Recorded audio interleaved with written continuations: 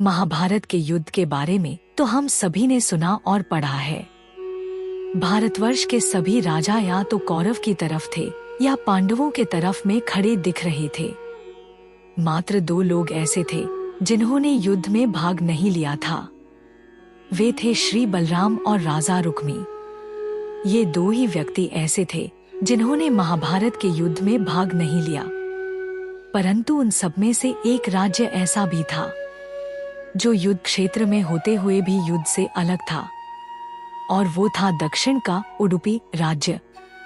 जब उडुपी के राजा युद्ध में भाग लेने के लिए अपनी सेना सहित कुरुक्षेत्र पहुंचे तो कौरव और पांडव दोनों ने उन्हें अपनी ओर मिलाने का प्रयत्न किया। परंतु उडुपी के राजा बड़े दूरदर्शी थे।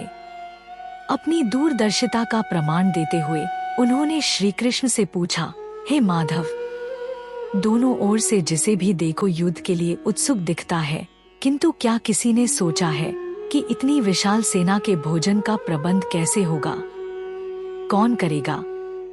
इस पर श्री कृष्ण ने कहा, राजन, आपने बात तो एकदम उचित की है, परंतु आपके इस बात को छेड़ने पर मुझे ऐसा लग रहा है कि आपके पास इसके लिए कोई उपाय है। यदि हाँ, तो कृपया कर मुझे बताइए। इस पर उडुपी के राजा ने कहा, हे माधव, ये सत्य है कि दो भाइयों के बीच हो रहे इस युद्ध को मैं उचित नहीं मानता हूँ। इसी कारण इस युद्ध में मेरी भाग लेने की तनिक भी मंशा नहीं है। किंतु यह युद्ध अब टाला भी नहीं जा सकता। इसी कारण मेरी ये इच्छा है कि मैं अपनी पूरी सेना के साथ यहाँ उपस्थित होकर समस्त सेना के लिए भोजन का प्रबंध करूं।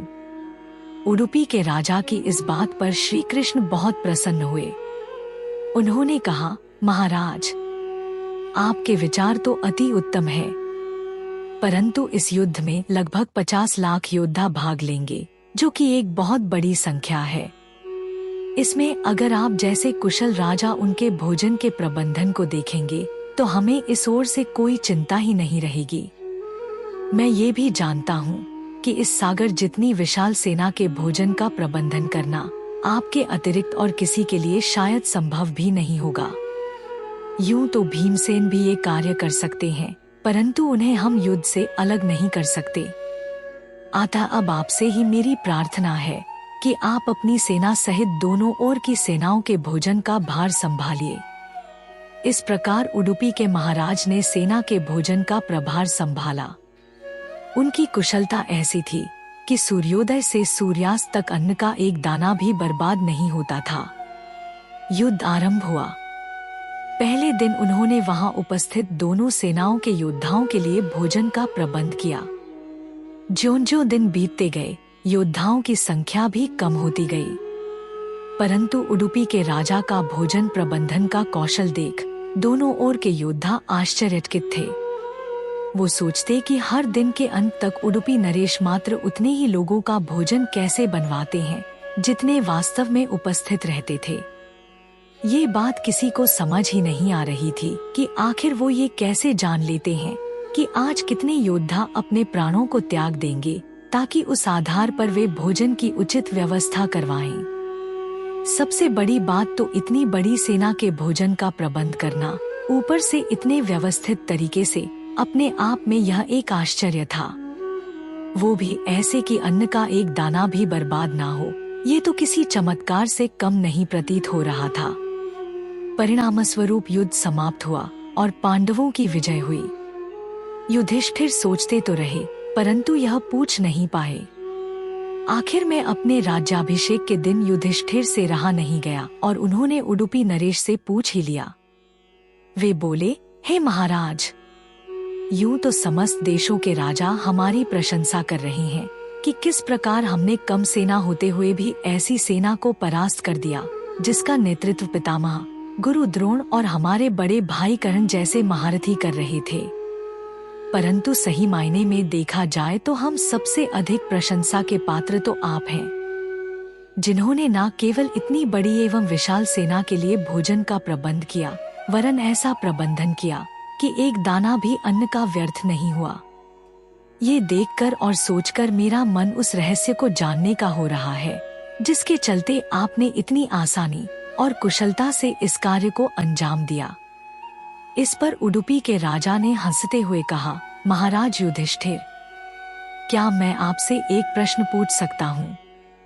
युधिष्ठिर बोले, अवश्य महाराज, आपको अनुमति लेने की आवश्यकता नहीं है।